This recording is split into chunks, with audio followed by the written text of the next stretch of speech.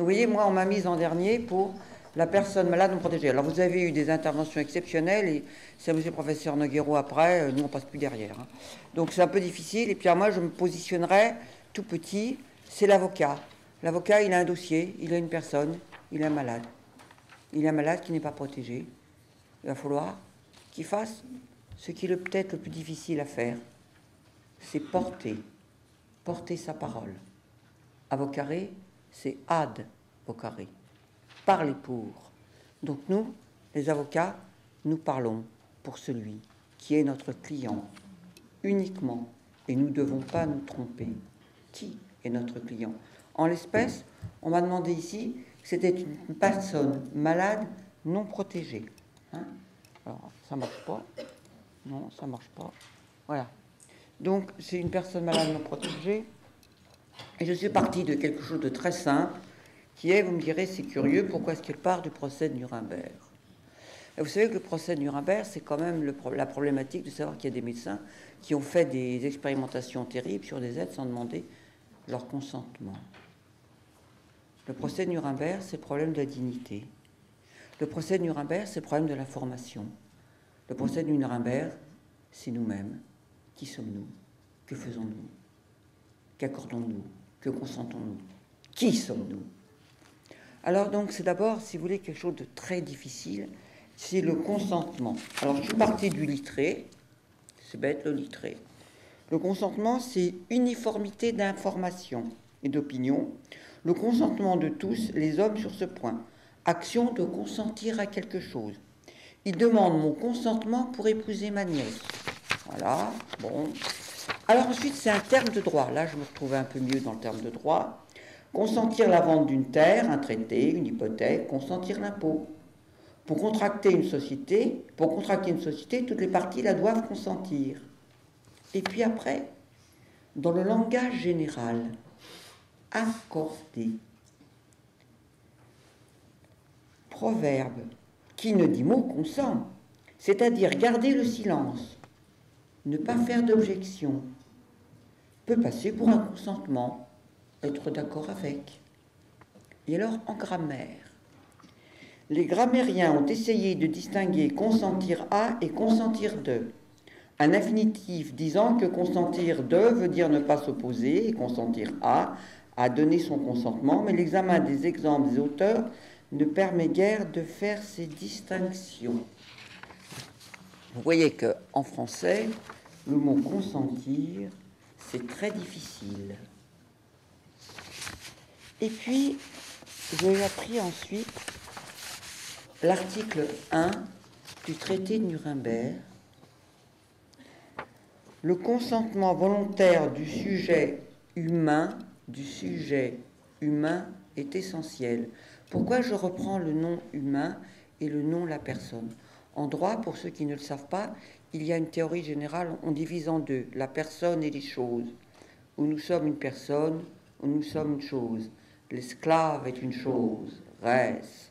Actuellement, on a une petite chose intermédiaire, une qualification, c'est l'animal domestique. Donc, c'est pas très bien de mettre celui-là. Enfin, sinon, on est une personne. Donc, si vous voulez, pour moi, une personne, c'est jusqu'à sa mort. Elle est une personne, et après sa mort, on lui doit toujours respect. On ne fait pas n'importe quoi d'un cadavre. On respecte la personne jusqu'à la fin et au-delà de sa fin. Alors, l'article 1 de Nuremberg dit « Le consentement volontaire du sujet humain est essentiel. Cela veut dire que la personne intéressée doit jouir de sa capacité légale totale pour consentir, qu'elle doit être laissée libre de décider sans intervention de quelque élément de force, de fraude, de contrainte, de supercherie, de duperie et autres formes de contrainte ou de coercition. Il faut aussi qu'elle soit suffisamment renseignée et connaisse toute la portée de l'expérience pratiquée afin d'être capable de mesurer l'effet de sa décision. » Je crois que vous avez eu là résumé, monsieur le professeur, tout ce qui a été dit depuis ce matin. Voilà. C'est lui, cette personne malade, non protégée, qui va décider de ses choix de vie, que ce soit sur le plan, je dirais, de sa personne, c'est ce que j'appelle l'acte médical, que des actes patrimoniaux, en mettant à part les actes extra-patrimoniaux aussi. Donc le plus important, vous voyez, c'est la liberté du choix et, bien sûr, l'information. Libre, c'est décider de soi-même, sans que personne ne vous ait imposé quelque chose, sans que vous ayez pas dit, si tu ne fais pas le testament, je ne viendrai plus te voir. C'est ne pas dire, tu sais, si tu ne me donnes pas un chèque à Noël, ben, tu ne verras pas mes petits-enfants. Et toque dans les dents. Et ça, c'est du classique. Alors la grand-mère, pour voir ses petits-enfants, elle donnera un chèque à son fils pour acheter la belle voiture. Voilà une petite histoire simple. Et puis, il y a non seulement la liberté du choix, mais il y a aussi l'information. Comment vais-je prendre ma décision? Et là, nous avons un arrêt de la Cour de cassation du 12 juin 2012, c'est le juriste qui parle, qui reprend tout ce que je vous ai dit. Parce que le plus important, c'est que nous soyons un homme, que nous soyons dignes d'un être un homme, et que nous voyons à ce que l'autre reste digne de l'homme. Et que nous, si nous faisons que l'autre soit digne, c'est que nous-mêmes nous sommes dignes d'être l'homme que nous voulons qu'il soit, puisque nous le servons. Et cet arrêt de la Cour de cassation dit: il résulte des principes du respect de la dignité de la personne humaine et d'intégrité du corps humain. Ensemble, l'article 1382 du Code civil, que le non-respect par un médecin du devoir d'information dont il est tenu envers son patient, cause à celui auquel cette information était légalement due un préjudice qu'en vertu de l'article précité, le juge ne peut laisser sans réparation. Là, en l'espèce, le médecin avait dit c'est pas nécessaire de lui donner l'information, de toute façon, il faut qu'il y aille. Hein, et puis de toute façon, il ne commandera pas, donc allez, on dégage. Donc vous voyez, qu'est-ce que dit l'arrêt de la Cour de cassation? Elle s'applique sur le principe du respect de la dignité de la personne humaine. Qu'un arrêt de la Cour de cassation prenne un fondement particulier, donc revienne sur Nuremberg, prenne Nuremberg, en 2012, au mois de juin, c'est-à-dire il y a 4-5 mois. Cela vous indique que nous sommes dans une actualité exceptionnelle. Cela vous dit bien que nous sommes au cœur du problème. Le problème, la personne malade ou nous, quand nous sommes malades? Que dit-on? Si ce n'est que nous allons parler de chacun d'entre nous. Voilà. Puisque la personne malade non protégée, dans le cas de la maladie d'Alzheimer, comme l'a si bien dit M. le professeur Nogueiro, elle n'a pas de spécificité particulière. Donc moi, je ne peux traiter que de la personne malade non protégée. Et rien d'autre. Le droit, c'est compliqué, le droit. Alors, il parle pas. Donc, le principe, comme je vous l'ai bien indiqué, c'est le consentement. En matière médicale, la personne doit consentir. Elle, alors il y a une grande exception que je vous rappelle, c'est l'urgence. Si le médecin intervient dans l'urgence, je pense, monsieur le professeur, que vous me direz que je ne me suis pas trompé, eh bien, on ne consent plus. Il faut intervenir, le pronostic vital est engagé, ou la personne, elle est dans le coma, ou il y a quelque chose d'important à faire, on ne lui donne pas son avis. Hein, allez, hop, hop, hop, on y va. Et là, je crois que c'est normal.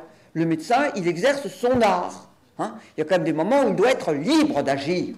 Sinon, si on l'encadre, on l'enferme, on l'emprisonne dans des règles de droit, il va demander l'autorisation pour tout et pour n'importe quoi, et à la fin, il ne pourra plus agir. Donc on aura encore plus de morts. Donc on aura eu un effet négatif, contre-productif, par rapport à l'état premier, qui est le premier, le seul, l'unique. Garder la vie de l'être, garder la vie, notre bien le plus précieux, le seul que nous ayons, le seul que nous emportons dans la tombe. Nous n'emporterons rien d'autre que le fait d'avoir perdu la vie. Donc, dès lors qu'il y a urgence, nous sommes d'accord, le médecin ne demande pas le consentement de la personne. Dans les autres cas, il doit rechercher le consentement. Alors, pour la personne atteinte de la maladie d'Alzheimer, comment il fait? Et il faut pour cela qu'il donne une information éclairée. Hein. C'est l'article 1111-2 du Code de santé publique, et qui est d'ailleurs conforté donc, par cet arrêt de la Cour de cassation que je viens de vous lire. Et puis, il peut se faire aider dans son choix par la personne de confiance. Donc, je ne reviendrai pas sur les merveilleuses exposés que vous avez fait, M. le professeur Noguero, sur la personne de confiance. Je vous dirai simplement un petit point de droit. Pour nommer une personne de confiance, c'est un acte écrit. Écrit. Il faut l'avoir au dossier. Et je crois que malheureusement, les médecins de bonne foi oublient même de dire à la personne, venez à une vieille dame qui n'entend pas très bien chez l'ORL, eh ben, venez avec quelqu'un pour vous aider, parce que si je vous donne des explications, vous n'entendez pas bien, vous entendrez mieux. Hein. Elle va vous répéter derrière à la sortie. Donc je crois qu'il y a peut-être aussi une information que les médecins, même les généralistes, même tous les spécialistes, devraient dire à une personne dont ils sentent qu'il y a une fragilité. Vous devriez venir avec une personne de confiance, bah, parfois souvent c'est la fille, la nièce, la tante, la cousine, n'importe qui. Venez, et puis vous allez lui faire signer ce papier que j'ai, comme ça, moi, je lui parle, et ce ne sera plus uniquement un colloque singulier, puisque la personne peut rentrer à ce moment-là dans la salle, elle entend les informations, les explications que donne le médecin, et elle pourra les retranscrire. Et je crois que pour la personne atteinte de la maladie d'Alzheimer, se réentendre expliquer par quelqu'un d'autre, une fois, deux fois, trois fois, avec des termes différents ou avec son propre langage, dans sa propre culture, on peut avoir des problèmes de culture aussi, eh bien, c'est un plus. Et pour moi, c'est très important. Et je dis aussi, et je le rappelle, que non seulement ça peut être un parent, un proche, mais aussi le médecin traitant. Et ça, parfois, on l'oublie aussi. Et moi, je crois beaucoup, comme on l'a dit ici, à la synergie des êtres. Alors, la décision, quand on prend une décision pour une opération, pour un choix de médecin, de médicament, d'abord, c'est la révocabilité à tout moment de son choix de traitement, de son choix d'opération. On peut refuser. Ensuite, le droit au refus de soins. Ça, c'est quelque chose qui n'a encore pas été évoqué, mais qui est important. Toute personne peut refuser des soins. Et j'aurais moi-même la même émotion qu'avec monsieur le professeur, président du Conseil national d'éthique, puisque je suis confronté au même problème avec quelqu'un qui est sous tutelle, et que dans ma famille, fût-elle sous tutelle, nous avons considéré que son refus de se faire opérer était son choix le plus absolu. Et nous avons respecté sa volonté. Et nous la respecterons jusqu'au bout, dès lors que le pronostic vital n'est pas engagé, dès lors qu'il n'y a pas urgence. Donc vous voyez, je vous dis de choses dont je parle un petit peu, donc je connais. Je vous dirai aussi que j'ai une petite sœur qui est morte à 32 ans de la maladie d'Alzheimer. Voilà. Ensuite, l'accès au dossier médicalement et directement, étant atteint de la maladie d'Alzheimer, eh bien, on peut bien sûr avoir accès à son dossier médical. Alors, des fois, on peut ne pas très bien comprendre, donc il vaudrait mieux, vous savez que le médecin, il doit le donner. C'est pour ça que je crois beaucoup à la personne de confiance qui peut prendre le dossier et lui dire, écoutez, ma tante, ou maman, ou, hein, eh ben, je vais te l'expliquer, hein, parce qu'il y a peut-être des choses qui vont peut-être mieux être plus soft, moins dire en face. Vous savez, on a eu des cas de suicide de gens qui avaient appris le dossier médical comme ça, et qui n'avaient pas supporté de lire ce qu'ils y ont lu. Donc maintenant, on ne passe plus par le médecin, donc on le reçoit directement, c'est bien, c'est un droit, mais moi je crois qu'il faut parfois que, justement, dans ces pathologies si lourdes, il y ait parfois un tiers. Hein. Alors l'application, je vous dis, ben, c'est la règle de la décision, on peut accepter, on peut refuser l'intervention du médecin, et la position du patient, c'est, je resterai en droit, c'est son droit, c'est son autodétermination, c'est sa liberté, c'est sa volonté. C'est très difficile de respecter des êtres jusqu'au bout. Mais je crois que quand on les respecte dans tout ce qu'ils vont faire, dans tout ce qu'ils vont dire, dans tout ce qu'ils vont choisir, on aura respecté l'homme, on se sera respecté soi-même. Et c'est ça le plus important. Si vous voulez, cette information, cette décision, cette acceptation du refus d'une décision que l'on pensait importante, au dernier moment même de refuser quelque chose, au dernier moment, le dernier jour, la dernière heure. dire non, je ne le veux plus. Il n'est pas protégé, il doit choisir. Et même le serait-il sous tutelle, il a toujours ce droit. Alors, on a une spécificité qui est l'acte grave. Alors, si on a Madame le professeur, Madame le président Caronte qui est là, elle vous le dira. Donc, si c'est un acte grave et qu'il y a une opposition entre le tuteur et le tutélaire importante, eh bien, on peut s'en référer alors à ce moment-là au médecin, au juge qui donnera ou non l'autorisation au médecin, mais ce sera du ressort d'un tiers et uniquement de la justice. Le juge, là, rentre dans le processus, avec juste titre. Il est l'ultime gardien des libertés individuelles. Il est celui qui se positionne uniquement dans l'intérêt du majeur.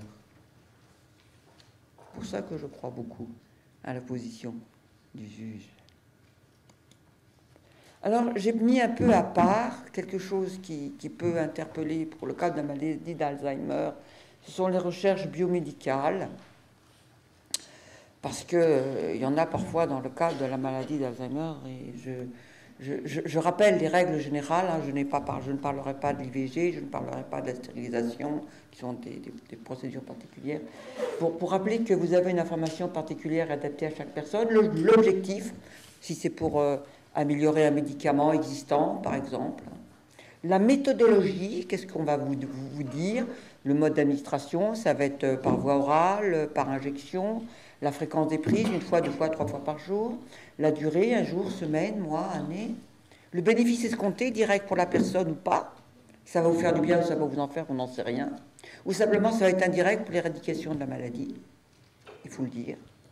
Les risques prévisibles, ben, vous allez être plus malade ou moins malade, vous allez avoir tout le temps soif, vous allez trembler, vous allez perdre l'équilibre, vous allez rester couché. Voilà ce que ça va vous faire.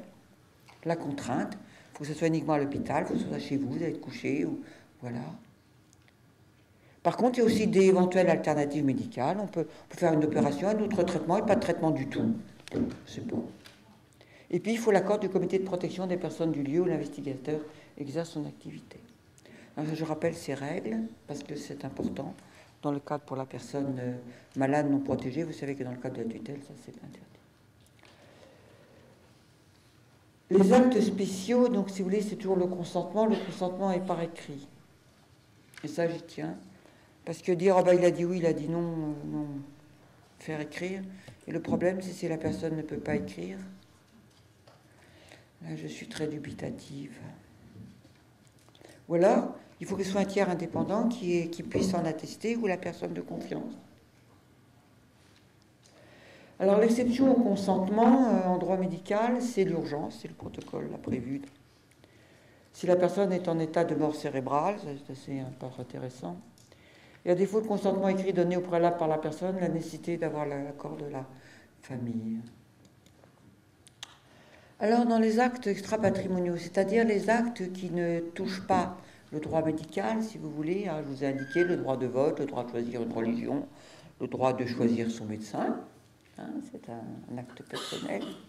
Alors, je l'ai mis aussi dans les actes mixtes parce que le droit de se marier, le droit de connaître l'enfant, le droit de choisir son médecin, si on choisit un médecin qui vous prend 1 000 ou 5 000 euros à chaque consultation et que vous êtes à la hache à 600 euros par mois, mais c'est peut-être pas ça va pas.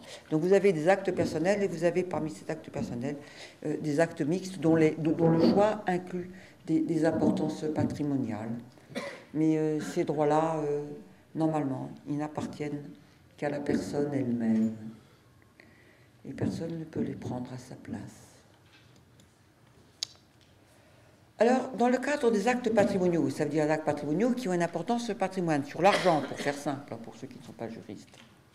Il faut savoir qu'il y a 3 principes édictés, CIS, pour qu'on m'a mis ER, ça c'est ma faute, pour fonder la sécurité juridique des contrats, parce que le droit, il aime bien sécuriser. Vous voyez, il faut que ça soit clair, que ça soit simple, qu'on s'y retrouve, hein, il faut de la sécurité, Alors, je vous rappelle l'article 414, la majorité à 18 ans, donc il est rare qu'il y ait des personnes atteintes de la maladie d'Alzheimer avant 18 ans, et avant 18 ans, de toute façon, elles sont mineures, ce sont des incapables. Alors, les exceptions, c'est aussi l'insanité d'esprit, l'article 414-1, donc qui suit uniquement l'article 414, dans la hiérarchie de la réflexion du droit, c'est-à-dire que si la personne est insane, qu'elle n'est pas saine, hein, insanité, c'est contraire de sanité d'esprit. Donc quelqu'un qui n'est pas sain d'esprit, à ce moment-là, cette personne n'est pas saine d'esprit, on peut demander l'annulation de l'acte. Il faut que la personne qui veuille apporter l'annulation de l'acte en apporte elle-même la preuve. Hein. Le défendeur se défend si le demandeur apporte la preuve de la sanité d'esprit. Et puis l'article 134 qui dit que la loi est la convention des parties. Ici, dès lors qu'on a contracté, entre deux personnes qui ne sont pas protégées juridiquement, normalement, tout doit bien se passer, sinon on n'y arrive pas. Et puis, il y a ce quatrième qui arrive, la maladie. Maintenant, nous le savons. Alors, la maladie fracture aussi ce principe de la sécurité des contrats sur le principe patrimonial. Pour deux raisons. S'il y a un certificat médical que l'on connaisse, par exemple, moi, je suis un agent immobilier, faisons ça, oui, j'arrête, je suis un agent immobilier, et puis je veux contracter, et c'était l'exemple qui avait été donné précédemment, je vais l'acheter au dixième de la valeur, hein, alors qu'il y a... Je vous raconte une histoire qui est vraie, c'est l'histoire d'un médecin qui avait contracté avec quelqu'un qui était atteint de la maladie d'Alzheimer et qui avait signé une promesse de vente au dixième de la valeur du bien, en promesse de vente. Alors les enfants s'étaient fait connaître et le médecin avait répondu, pardonnez-moi, c'était un médecin, « Oh ben c'est pas grave, j'ai pas signé la vente. » Pas signé, pas vu, pas pris. Hein, bon. Ah ben quand même, c'était un peu gros. Hein. Il savait très bien que la personne avec qui il contractait, qui était en plus son patient, était atteinte de la maladie d'Alzheimer. Hein. La Cour de cassation, elle ne l'a pas raté. Là. Ou alors, il y a un deuxième cas, ce que j'ai indiqué par la connaissance d'un certificat médical. Hein.